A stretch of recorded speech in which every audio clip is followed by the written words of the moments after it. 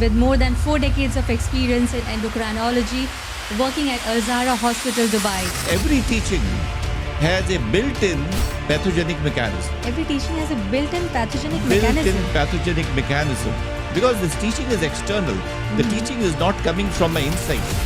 So the more I get taught by the external world, which are mainly my family members and my teachers, the more I get disconnected from my inner self. The whole stadium goes into a deafening silence because they do not understand what is happening. A new man came for the first time and he has shown a caliber which was unimaginable. Live by your soul. And then life is music. No stress at all. We had also discussed that the starting point of all diseases is basically stress. Mind creates all the problems, but the cause is inside. It's stuck on my mind. Body is the result. It's Body not is the the cause. result. Body I have obtained because of my mind. So mind is the starting point. So the human entity, so I call it human entity because for me body is totally unimportant. And so it is body, mind and soul. So I can describe you in this situation that soul is pure energy, devoid of any qualities. There are no qualities in the soul. Just it is an animating energy. It is the conscious energy which animates all humans and all living beings. And mind you, both phases are damaging. So my program talks about going beyond the mind and then living your life the way the Almighty has created you. That's all. But then dissolving the mind, how does that work? Lord Krishna says in Bhagavad Gita that the one who is not happy in the states of happiness and the one who is not sad in the states of sadness is a yogi. Yogi means a evolved human being. And everybody can evolve. I mean, it's not that what Lord Krishna said is not something reserved for a few privileged people. No, that is for the entire humanity. And that is also not just for Hindus. That's for Muslims and Christians and for everybody. Because human evolution is just a common, universal, global process. Society teaches us that way of living the life which disconnects me from myself. Then life is stressful. If I lead the life by the first example, then life is music. But people say to survive in the society, you have to follow the society. You are feeling it a little awkward because doctors don't talk like this. And this is not our training. Our training is to talk about symptoms and to create a story around those symptoms, what must have gone wrong, and then to perform some investigations and to diagnose a disease. The So standard, that's what all. you have been taught, right? Disease, that's what you said Disease, last time. treatment. Doctors just talk about diseases. That's right. They never talk about the health, right? But my approach is to go into the basic causes. So there is something known as the root cause analysis. Hello and welcome to our lovely audience once again on our collaborated show Effortless Health by Dr. Vipin Mishra. With more than 4 decades of experience in endocrinology, working at Alzara Hospital, Dubai. So welcome Dr. Vipin Mishra once again. Thank you very much. With me. I'm glad you're enjoying my company and you're here to share your thoughts. Absolutely. Thanks a lot. Pleasure having you. So coming directly to the point, because I know I enjoy this discussion to my core. Whenever we meet, even off studio, I just get into the flow of your conversation. So I want to get into it again as soon as possible. I remember last time in our podcast, the first podcast, you mentioned society is the reason of people getting sick. I am still a bit confused about that. Can you elaborate it a little for me? Yeah. So, madam, the thing is that humans live lives by narratives. So they are following some narrative. And if you're following some narrative for hundreds of years and thousands of years, then that becomes the norm.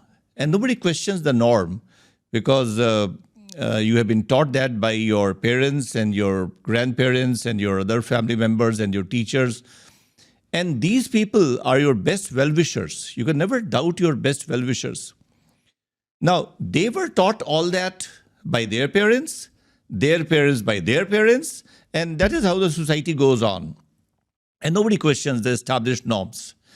But you see that everybody gets some other sickness with the passage of time.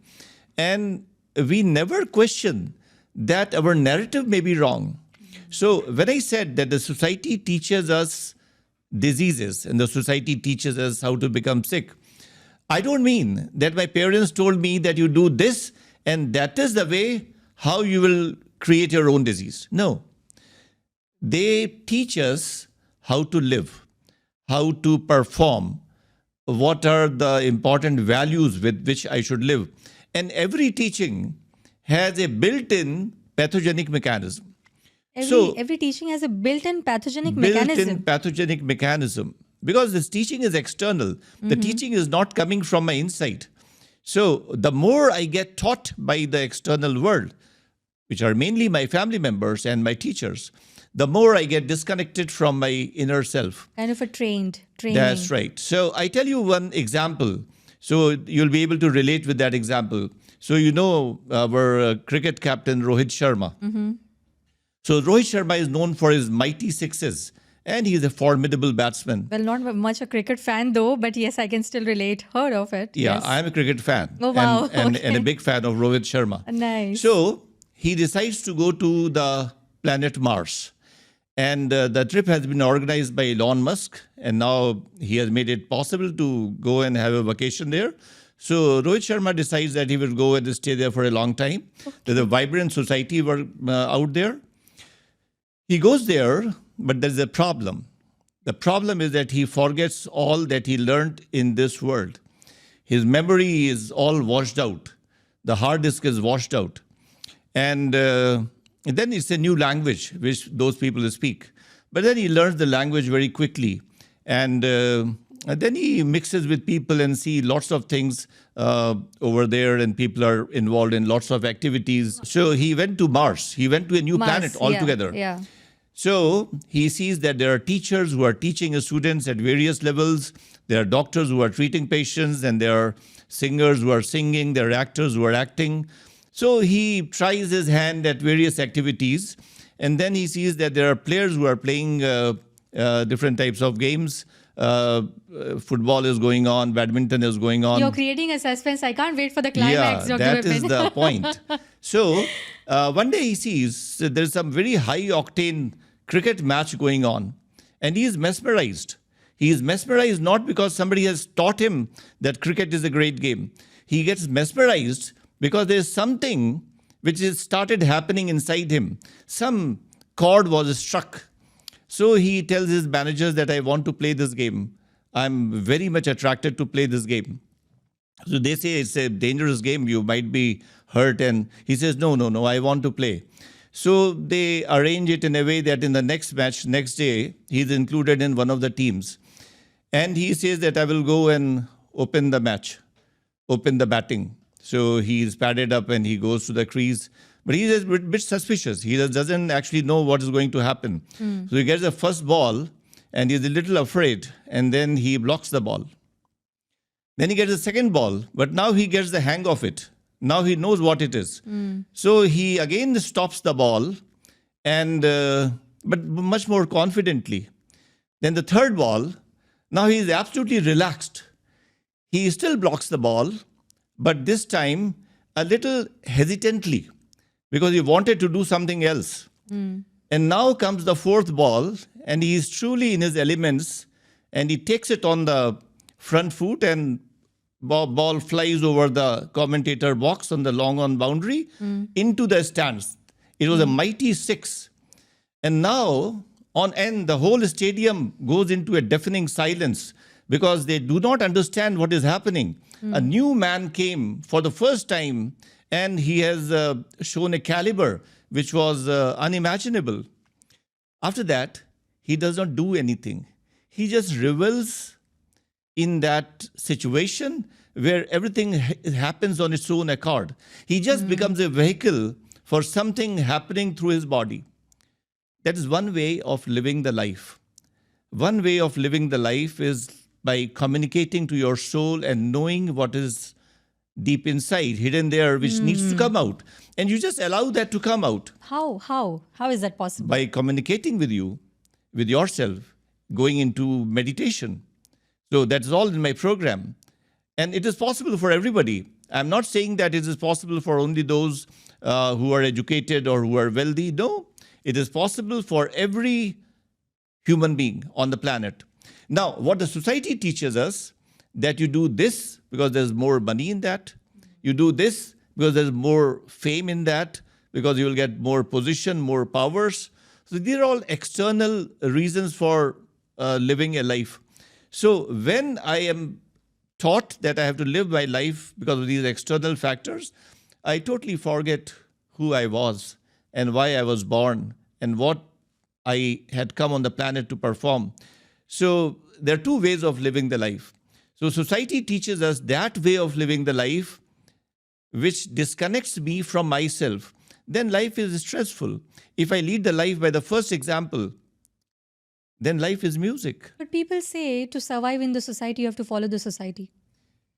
I mean, basically, you survive not in the society because of the reasons of the society. You survive because of your own reasons, because of your own strengths. So if you are very strongly communicating with yourself, then you not only survive, you flourish and you rule. Because in Hindi, in our Indian traditions, we call such people Atmavan. These people are connected to their soul. They are very strong people. They are not affected by the society. So I am teaching the world a new paradigm to live. Live by your soul. Wonderful. And then life is music. No stress at all. We had also discussed that the starting point of all diseases is basically stress. Mind creates all the problems. So basically, you don't allow mind to create any problem for you. So your society affects the mind, and mind creates the disease, and that's how everything is ruled by the society. Society affects the mind by teaching me how to live. I follow that rule and start living on those rules. Then I go into phases of happiness and sadness, and both phases are pathogenic. So just like sadness is immaturity and foolishness, similarly, happiness is also immaturity and foolishness. Absolutely. So if you follow that paradigm, which I'm trying to teach, then you remain in the same psychic state always. What is human entity, Dr. Vipin? I keep hearing from you, human entity, human entity. What is that exactly? So when we talk about health, then mostly people talk about physical health, that the body should be strong, the muscles should be strong, and there should be no disease, classified disease. So the patient should be free from all classified diseases. So body is nothing. Body is just nothing. Body is like an external covering.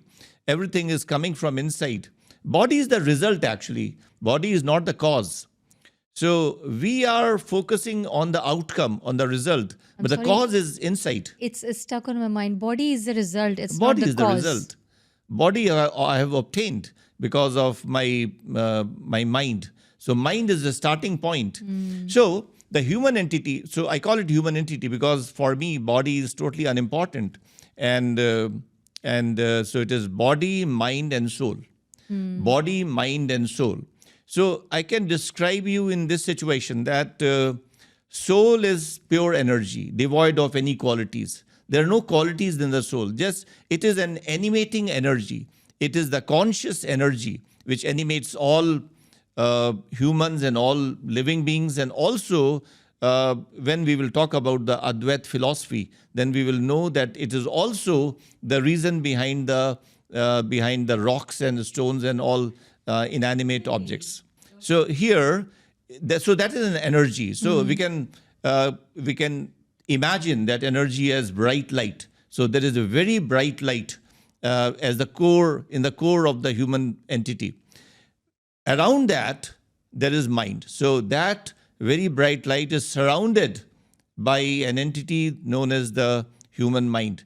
And that human mind blocks all the light, and only something like 2% comes out on the surface. That 2% becomes our body and our actions and our life. So this is the human entity. So what can we do to visualize that light and to be that light? Not that that light is a part of me. That light is me. That is my real existence. So I have to dissolve the mind.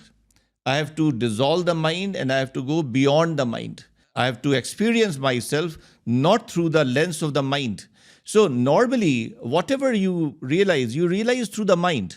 Right. You call something is good. Why do you say that something is good? Because you have got a framework of what good What things is should good be and like. what is bad. So something is fitting into your framework, and concepts. you call it good. So you live your entire life through the mind.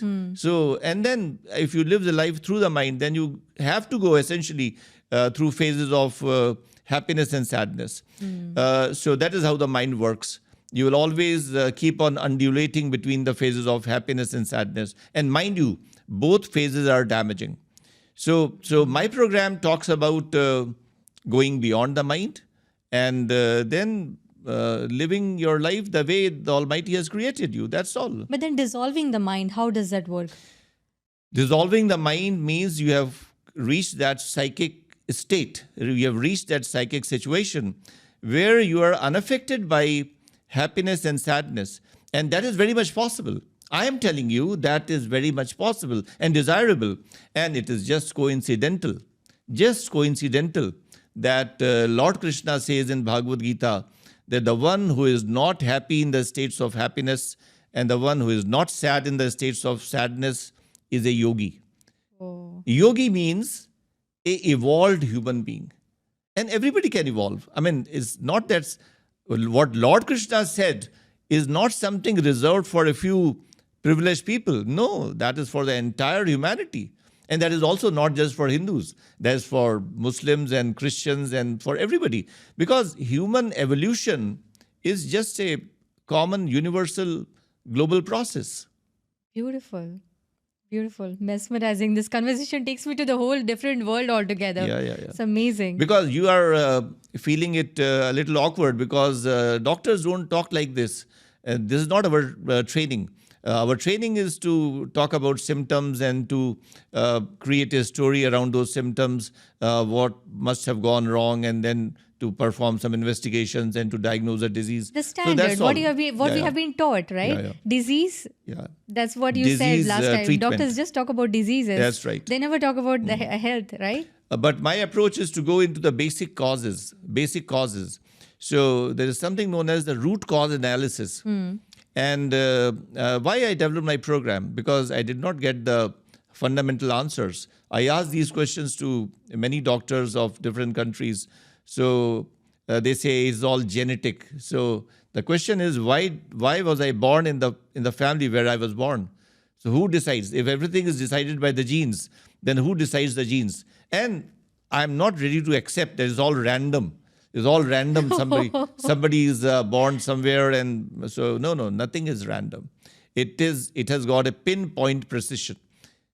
So you didn't get the answer. You started finding the answer. Yeah, but I got the answers in Bhagavad Gita and in Upanishads. So you see, medical science is an incomplete science. And so to tell you something very interesting, that there's a lot of money being spent on medical research and huge money. If I talk about just one disease, diabetes, so something around $10 billion is being spent on diabetes research annually. And every international conference or national conference, it starts with some key opinion leader telling the audience that the incidence of diabetes is increasing astronomically, and we do not know what the reason behind that. Then what are you doing? What research with that is happening? $10 billion? So if the net result is that the incidence is increasing and you do not know the reason behind that, then we are not going in the right direction. The right direction is why diseases happen only in humans and they do not happen in other creatures, in animals and birds. And you see, if you work in that direction, then you get the results very easy. And that is what we discussed the last time, that only human beings live by knowledge. We had decided very early on that we will not go by our intuition. We will not go by our soul. And we will go by knowledge, which is always incomplete and misleading. So I say, and this is a very important statement, I don't call that person an atheist who does not believe in God. The one who does not believe in God is a very reasonable person, is a very intelligent person. Really? because he wants the proof. So he wants the proof. So he That is prove me definitely, the God exists. he's a very logical person. He is not abnormal. I call that person an atheist who doesn't have confidence in himself, who Why? doesn't believe in himself. How? Because there is what I call the soul is the representation of Almighty inside me. So if I'm not having faith in myself, if I'm not having faith in what my soul is communicating to me, then that is atheism. That is not believing in the Almighty. If I don't believe in myself, the only thing I'm telling people that you have to believe in yourself. And to that extent, I tell them and warn them that you don't have to follow me. If you follow me, then you have fallen in the trap. If you Again. follow me, yes, then we Again, are falling in the trap. Because then I'm just like one more influencer. There are thousands and maybe millions of influencers all over the world. I'm just one of them. You will get attracted towards somebody, and then you will miss yourself. Very true. So the message is that you listen to not to follow me. My main message is, and that's why I become somewhat confusing. So I'm not confused. yeah, so people ultimately say that what do you want to convey? What is your final message? No, my final message is nothing. I'm not giving you any message to follow. I'm just telling you, this is an academic discussion. There's an academic discussion so that you understand where you moved in the wrong direction. And so if you realize where you moved into the wrong direction, then coming to the right direction is always easy. Then you realize that it's not difficult at all, because now you have understood the whole physics and chemistry of that. When you understand everything, then coming back to the right path is absolutely easy. That is such an amazing discussion. Go to another world already. Dr. Vipin, you always say that disease develop in mind. As a rule, it develops in mind. How does that really happens? Yeah, so there are two things I will like to tell you. That number one, as I've said many times, the equation is very simple. The equation is human life is equal to human mind. That's all.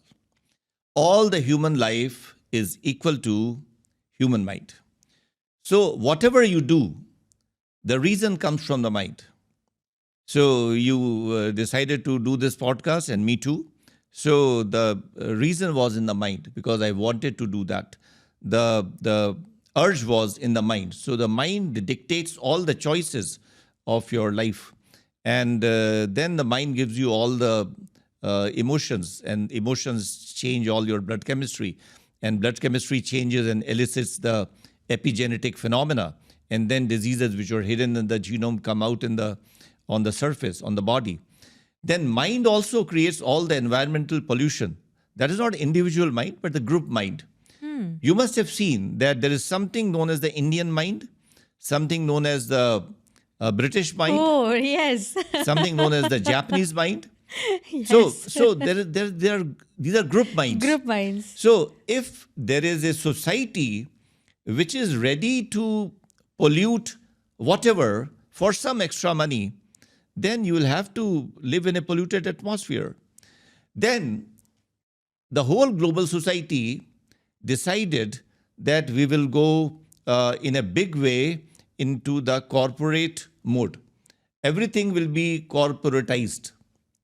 So the food industry is a big corporate. So let me tell you that all the food that you buy from the supermarket, all of that, 100%, is chemically treated. Either preservatives or insecticides or pesticides or coloring agents or refining agents. What can you do if lots of chemicals are going into your body through food? But then I remember you told me that you can eat whatever you want. Yeah. It will not cause you disease, right? How does that work? Actually, Sorry. the question is, what do you call as disease? Disease is just a preamble of death, and death is a normal phenomena. Death is as normal as birth. So if birth is normal, then death is normal, because they are like two sides of the same coin. I'm born now and I died then it's like a natural conclusion of just one process. So you call this life, the process of life, then what is the process of death? The same process. The same process is also the process of death. So every day it is bringing me one day closer to the final end point. So it is just one process. It is your sweet will. You can call it the process of life or the process of death. So I don't call disease a disease. It is just a method of creating my death, and I do it willfully with my own cognition and with my own willpower. So I don't give the job of creating my death to others. I will do it myself. So my one leg is the leg of life. The other leg is the leg of death. And yes, so when you think like that, then what is the meaning of a disease? There's no meaning of a disease. The disease is just an exit. So I entered the arena, and then I will exit the arena, and then there was a way of the mechanism for entry. There's a mechanism for exit. That's all. It's all normal phenomena. When you use the term disease, there's a very negative connotation. You see, because of that negative connotation, the disease becomes more severe. So what I have realized in my own experience, that death is not the problem, not at all. The fear of death is the problem. Oh, yes. Yes. I agree with you. So, on one hand, I told you that mind is your real life. Everything is because of the mind. Now, the second thing is, I also told you that mind and body are not two different entities. It's just one entity which you see from inside looks like mind, and which you see from outside, the same entity, looks like body. Now, so there is a mind-body composite. So there is a mind-body composite. Between these two things, two parts of the same composite, mind shakes more easily. So if somebody starts abusing me, my hands will not be affected, my legs will not be affected, and my eyes will not be affected, but my mind will be affected. Body is very solid. Body doesn't change so easily, but the mind changes very easily. So mind is the driver of diseases. So number one, all my decisions, if I drink alcohol, then it is said that lips don't drink alcohol, the mind does. Oh. From where was the urge coming? Wow. If somebody is smoking cigarette, then it's not the lips which smoke, the mind smokes. After maybe 10 years of his smoking and he develops a cancer, and you say that he died because of the smoking. No, he died because of that urge which was coming from the mind. True. The mind killed him, not the cigarette. Cigarette was just a vehicle. Very and people true. are so much entangled in giving all the shame to vehicles that they forget that the real thing was coming from the mind. You mean to say the pollution out of the No, vehicles? not just the pollution. If somebody is smoking and the smoke kills him, the urge for smoking was coming from the mind. Oh, you mean to say that with the Yeah. vehicle? So, Okay. if I go out and my family goes out for a dinner, and we all order our favorite things, and I order chole bhature, and my weight is increasing. Okay. So my weight is not increasing because of chole bhature, but because there is a Fixed concept in there the is mind. an urge for that in the mind. Okay. Ultimately, all that happens on my body, it happens because of the mind. But we don't see the seeds of problems. The seeds are in the mind. And number two, I told you that mind shakes more easily. In a mind-body conglomerate, the mind is the one which gets corrupted more easily. So that is always the driver of all the problems. All the problems, as a rule, they generate in the mind. So ultimately, you will say that how can mind decide somebody's infection or somebody's diseases, diabetes or other things? So there's like a twin pathogenic mechanism. The DNA is one. So there are lots of things in the DNA, and the mind is the other. So the DNA is in most of the situations. I'm not talking about those point mutations. So there is an osteogenesis imperfecta, and the child is born with a disease. So what can you do? It's a point mutation. So if there's some very crucial protein missing, just missing, then the child is born with a disease. But if you talk of diseases like diabetes or hypertension, so the child is not born with a disease. And during the childhood and adolescence and young age, young adulthood, the life is great. Then in 40s, somewhere around 45, diabetes comes. So here, the role of the genes was not causal. The genes were not dictating the disease. It was more permissive. So when the blood chemistry is critically damaged, then it extracts the diseases from the genome.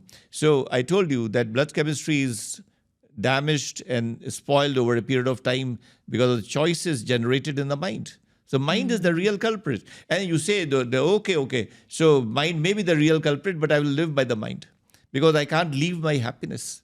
Why can't you leave your happiness? Your happiness is the inverted form of your sadness. You see, when you say happiness and sadness, which is given to you by people around you is your external world. That means, number one, you are disconnected from your inner core, Very true. which is the source of all the bliss. So, do you know how do we describe the soul? The soul in India, and don't mind if I use a lot of Hindi terms No, I would love to. I'm an time Indian to as time. well. So, it is described by 3 words. It is Sat Chidanand. It's called Sat Chidanand. Sachidanand. Sat, Chit, and Anand. Ah. So I will explain this sometime because it will Very take. soon we will come up with our Hindi podcast also, Dr. Vipin. We can do that. Absolutely. So Sat means the truth. The truth is the one which never changes. My body is not the truth. The body was 60 years back in the form of a small child. Then it became in the form of a teenager. Then it became. The body is changing every moment. The body is unreliable. So don't fall in the trap of the body. The mind is also very, very changeable. It is always in a flux. But the soul remains the same after decades and after centuries and after lives and several lives. So that is the truth. And that is Chit. Chit means the conscious element. Body is just soil. Body is just soil. If I get a cardiac arrest now in this podcast and I just pop down, then this body cannot retain its freshness for even 15 minutes. It will start stinking because this is just like any other organic matter. So what happens if you leave your food on the dining table and the AC is switched off? Then by the morning, it is stinking. The same thing happens with the body. And the same body, which cannot keep itself fresh for 15 minutes, remains fresh for 90 years. And grandchildren and great-grandchildren are coming and hugging their grandparents. So don't you think there is something fantastic, which is fresh always, eternally fresh, which is attached to this perishable body, which keeps it fresh? So that is the second element of the soul, the Chit. And the third element is bliss. Anand. Bliss is not the same thing as that happiness which you get when you get a salary hike. Okay. So you get a salary hike and not you... an employee anymore, though. No, it's all right. I mean, you have your own business and maybe so you are earning money and maybe your earning goes 10 times. No, I'm following your path now. Nothing affects me, Dr. Vipin. And you see, if I'm you in a follow very my subtle path, state now. if you follow my path, then your earning will also increase better because you will improve in every aspect, in every dimension of your life. Well, it comes from him. It goes to him. Yeah. That's what I believe. He's the giver. He's the taker. We are just mediators. That's what I believe. I don't know what does it mean, but yes, what I am saying is, if you follow this, then a doctor becomes a better doctor, an employee becomes a better employee, a father becomes a better father, a husband becomes a better husband, and a wife becomes a better wife, a son becomes a better son. You have lots of roles that you are performing in this life. And I mean, Indian culture is so great. It's beautiful. So great. So we have called these various roles dharma. So basically, what I'm teaching is that you have to follow the path of dharma. And I've made it very simple that who will decide? Who will decide what is the path of dharma? You will decide. Yes. You have to decide what is the right duty in a particular role. So when you get more and more connected to your soul, then you take better decisions on every dimension of your life. And not only that, your earnings increase, they increase without any hard work. Hard work is for donkeys, not for humans. Humans are not born to do any hard work. Humans are born just to revel in their pristine purity, and that's all. Beautiful. To all the hard workers. I don't know. You see, and I've seen people, it's all about whether you are enjoying your work or not. I'm doing this podcast because I'm enjoying it. So there are people who are enjoying their work. I remember some doctors in Kanpur. There was a doctor who is no more now, Joginder Singh, my good friend. He was a surgeon and he had his own hospital, also a private hospital. So once he called me to a meeting, and I was teaching the group the same thing, effortless health. So I told him that ultimately it's all about the human consciousness.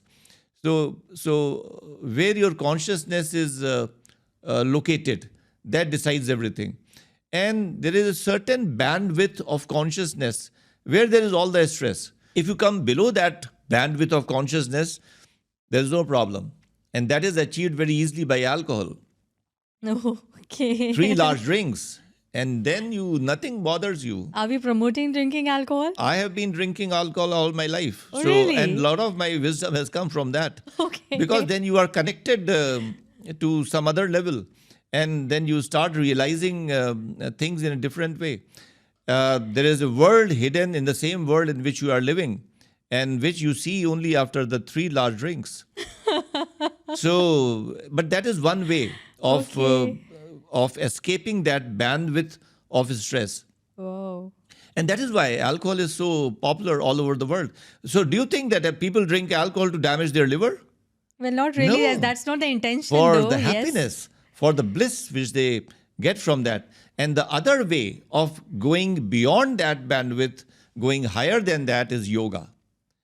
Yoga is the second and more impactful and permanent way of giving you that consciousness without any side effects. Wow. Without any side effects. Yes. To be noted. No. If there is a side effect, there is a side effect, and that is extreme blissful feeling. That's extreme, yes. Yeah. So what I'm promoting, you decide. Again, you decide. Yes. That's wonderful. So you said problems comes from mind. So even the solutions, they come from mind. How does that work? I mean, what This does is a it very mean? fantastic question. This is a great question. So there is a consciousness level where something is seen as a problem. You have a certain mind, and that mind has certain cognition. So it is experiencing the reality around you in a certain way. For cognition, for our normal people to understand what cognition is. Cognition means how you are perceiving the reality. So your eyes are seeing something, your ears are hearing something, your skin is feeling something, and all these inputs, they are integrated inside your system, and the mind gives the final ruling. So the situation where you are working and in which you are living, your mind may give the final ruling that this is a very stressful situation. So ultimately, the mind sees it like a problem. And the same mind will ultimately struggle to find out the solution. But I am saying that there is another level of consciousness where it is not seen like a problem. There's no problem at all. So the solution is not needed. I tell you a small story. So there was a temple being constructed. And for the construction of the temple, there were laborers who were cutting the stone, because it was all marble, and they were cutting the stone and creating them into marvelous pillars and statues. And it was scorching sun, very hot. A man came and asked the first laborer, "What are you doing?" He became furious. He said, "Are you blind? Okay. Can you not see that I'm cutting stone? This is my destiny. And I'm suffering because of that." So he said, sorry, I did not mean to hurt you. He went to the other person who was also doing the same thing. And he said, what are you doing? He said, what can I do? There's nothing else in my life, just cutting stones. I'm living in a hell, and this is the only thing possible for me. He was very dejected. And then he went to the third person, who was also doing the same thing, in the same sun. He said, what are you doing? He said, don't disturb me. I am sitting in heaven. He said, you are sitting in heaven? Why do you say that? He said, no, don't disturb me. I'm creating the temple of the Lord. So, what's the difference? They all three are doing the same work in the same situation, but their minds are located at different levels. So, one person is very angry, and probably he has got a lot of energy in his body, and who could have spent that energy somewhere else. Used in wrong direction. So he's very upset and very angry. The other person is almost like dead. Oh, hopeless. Hopeless. He doesn't have any hope, and his life is finished. But the third person is in great ecstasy in the same situation. So ultimately, there is a bandwidth of the mind where problem appears like a problem. And then you try to, yes, the same mind will give you problem. Beautiful. And the same mind will give you solution. If you want to remain at level, you are welcome. It's beautiful. But yes, if you want to go to that level where there is no problem and no solution is needed, then you are welcome. Wow. You follow the program, that's all. Wow. That's wonderful. Yeah. Wow. That's such a nice answer. Oh, I'll keep listening this particular part of this podcast. So, Dr. Vipin, I remember you told me once that, you keep saying that all diseases, they are developed in mind. So, the people who died out of COVID, what was the reason they died because of the mind, or how? What is your perception about it? Madam, it's a long story.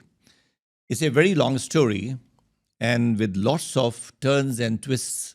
Nothing happens in 1 second or in one day. There's a long story which has been running for decades, and then something happens. So I was born in 1957, and today I'm doing this podcast. So do you think that this podcast has happened the day I'm born? No, there's a long story going on. So everything has a very long background behind that. So why you have asked this question? Because there is a paradigm which the world has taught all of us, that if there is a problem in your life, the reason is outside. The reason is in the external world. Somebody is causing some problem to you, and if the problem is not visible in the external world, must be in the genes. So, death is not because of the coronavirus? I am telling you, it's a long answer. Oh. So, the new paradigm which I am giving you, that nothing happens in your life because of external world, and it is all from inside. Everything comes from inside. So, my counter question is that corona was a huge problem, a big problem, and it was a pandemic. Right. But the whole world did not suffer from corona. And if many people say that the whole world actually got infected, but the whole world did not have the same level of the disease. The disease which caused severity, which was severe and caused complications, happened maybe in 1% of the global population. 99% of the global population had either a subclinical disease, they did not know about it, or they had mild symptoms which are unnoticeable and unimportant.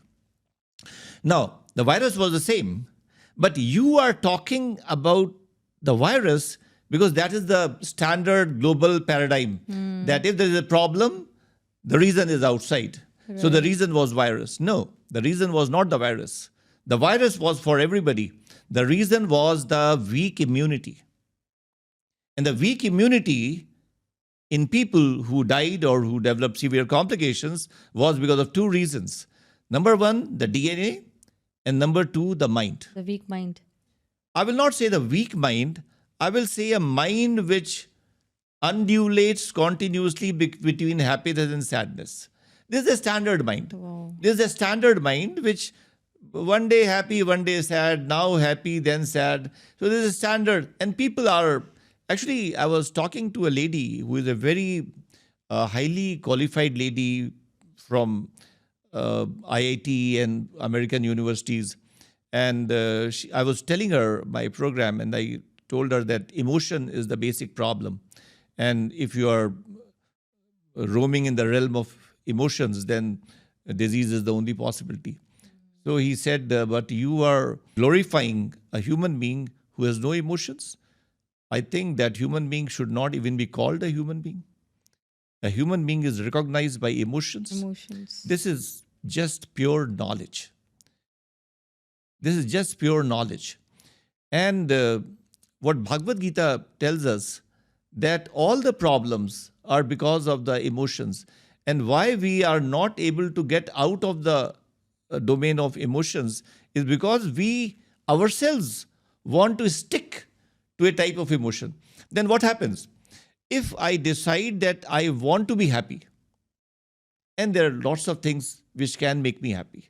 So I prefer to meet with those people who can make me happy, and I can involve in those activities which make me happy. So I'm allowing the external world to affect my mind. So when I allow the external world to affect my mind, this was my decision. Nobody forced that decision on me. Then yes, the things will not remain the same all the time in the external world. So what makes me happy, tomorrow it will not be available. So I'm creating my own methods of going into sadness. Happiness is nothing but the reflection of sadness. So I'm allowing my mind to be affected by external reasons. So one day they give me happiness, the other day they give me sadness. So sadness comes and I say, no, I did not want sadness. I wanted sadness because I wanted the twin brother of sadness, which was happiness. But then you say there is nothing, you should not feel sadness, you should not feel happiness. Yeah. It's like that. Yeah. So you want... And it's not just a rhetoric. I'm not saying that you do it because I'm telling you. No. You should go to that level of consciousness where you realize the frivolity of all this. It's so childish. It's so useless. I mean, I cannot consider myself a matured person if I feel happy on something. If my hospital increases my salary, You won't be happy? I will take it easy. And even if they decrease it, I will not be affected by that. Maybe you can I hope say they don't listen to this. they are very clever people, so they know how to deal. So, but what I'm saying is that if I am allowing myself that I will be affected by the external situations, then I'm willfully making myself vulnerable. Then I will have to go through different phases of emotions, and all phases of emotions, they ultimately ruin your system.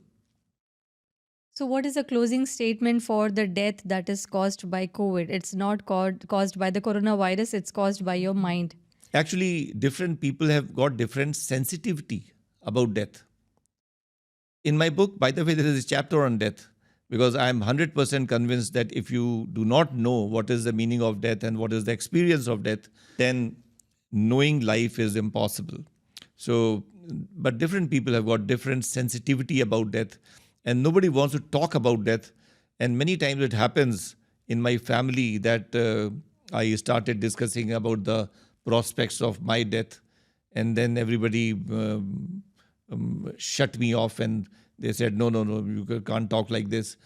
So, yes, there are people who feel that death is the end of life, and they felt very bad about their family members dying of COVID.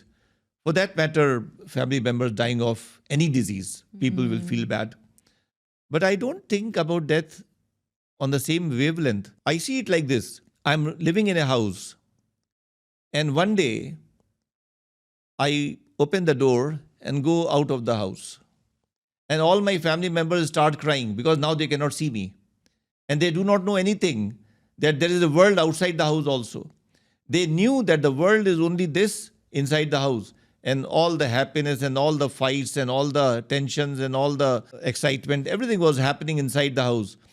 Then one day, I just opened the door and went out of the house. So they automatically thought that I'm dead. But I was not dead. I was enjoying the life outside the house. So I don't consider death like the end of life.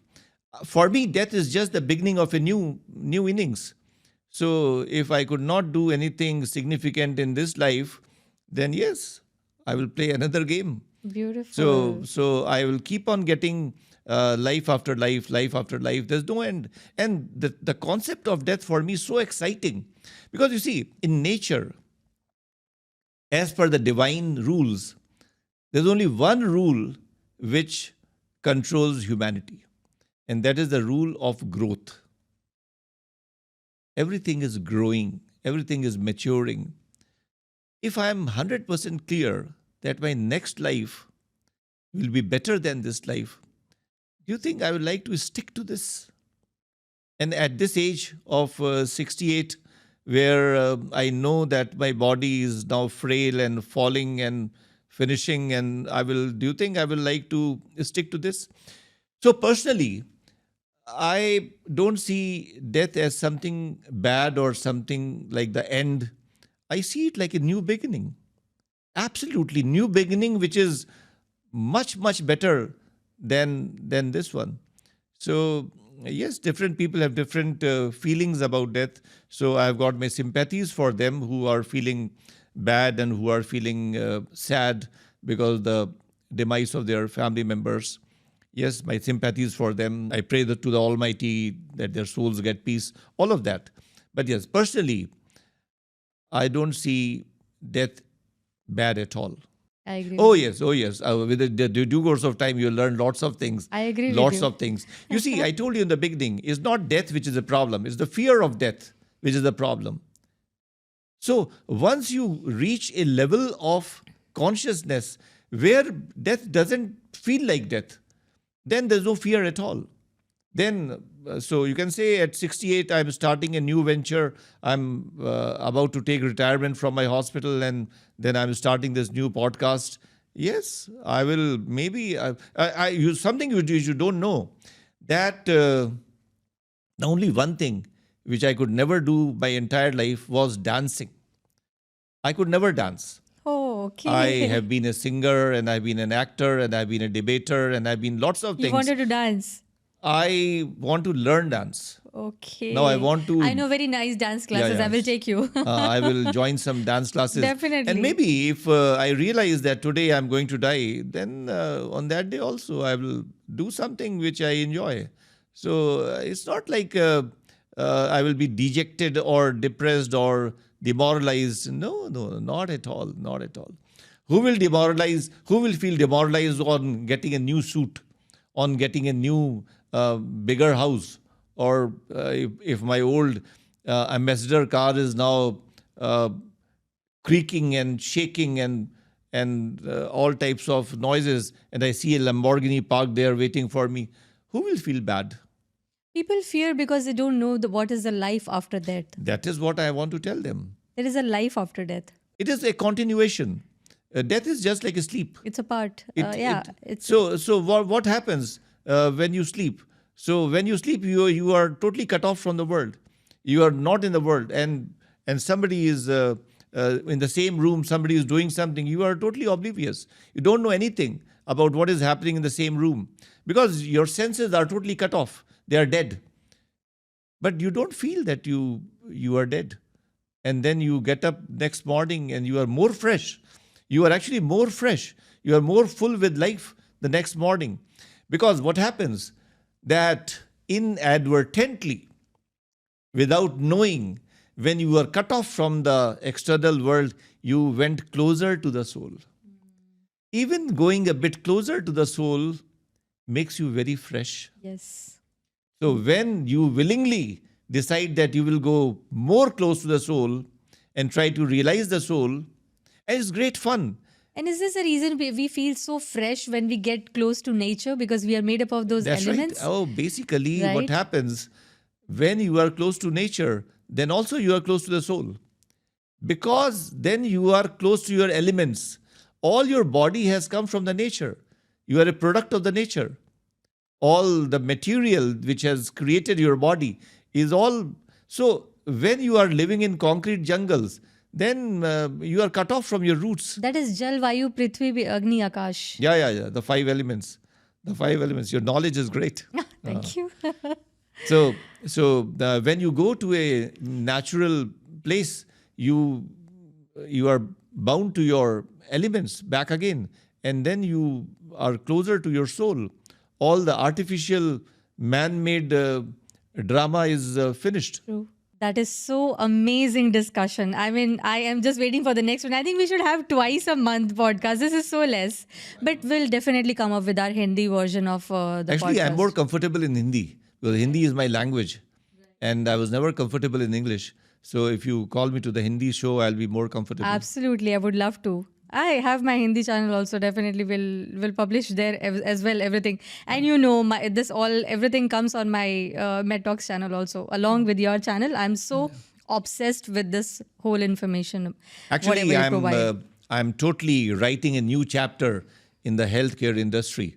Yes. And I'm very clear in my understanding that the drug therapy should give way to bliss therapy. Wow. Drug therapy should be reduced as much as possible, and bliss therapy should be introduced. Beautiful statement. Yeah. So that is what I'm It's aiming. a revolution that you are getting into, and I'm with you on that. You know. The only problem is that with my approach, no industry benefits. Let's not call it a problem. Yeah. It's their No. perception When there is probably. an industry which is benefiting from the activity, then the activity goes to the sky. True. Because then the industry will take it to the sky.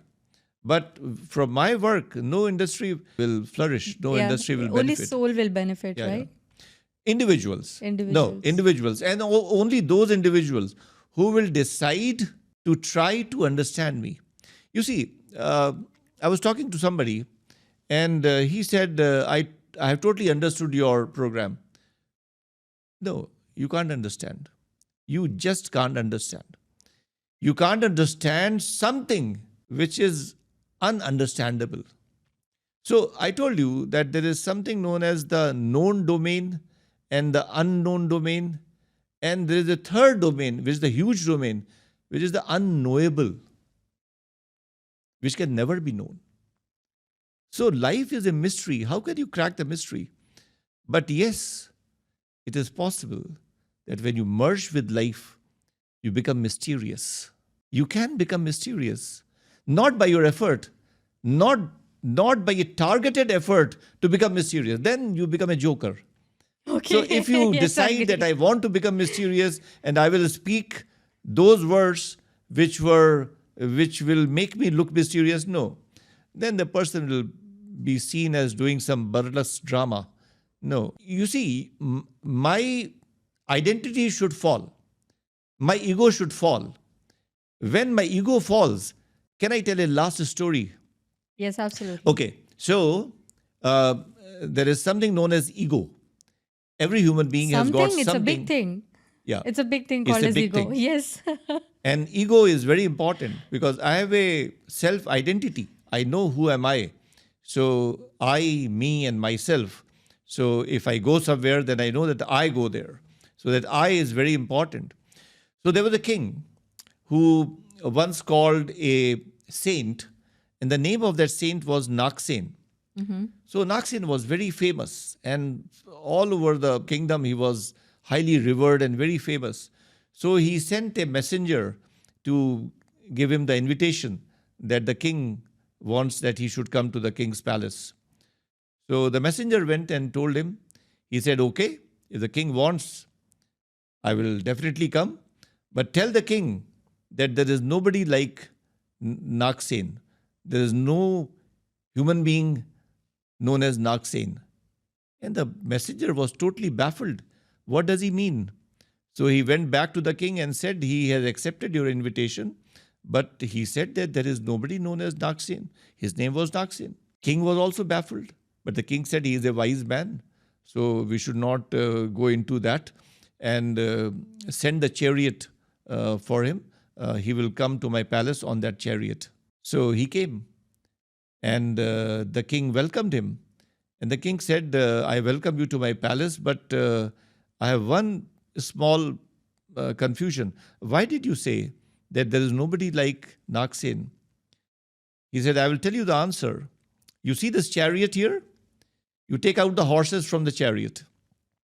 The horses were taken out. Can we keep this as a suspense for our next podcast session? Yeah, Trust sure. me. Trust me. Sure. Shall we? Yeah. Because it's getting interesting. Let's keep it a suspense for our next Sure. podcast, upcoming one. Yeah. So thank you so much once again for having me, I should say. Yeah. It's an amazing experience with you. No, it's all my pleasure. I'm so happy that you're talking to me because because most of the people feel that I'm a bit insane and eccentric. No ways. But you are giving me a lot of respect, and thank you very much. I'm blessed. I'm blessed for that. Trust me. Thank you so much, Dr. Vipin. Thank you. Med Talks by Dr. Anitha, making medicine more human.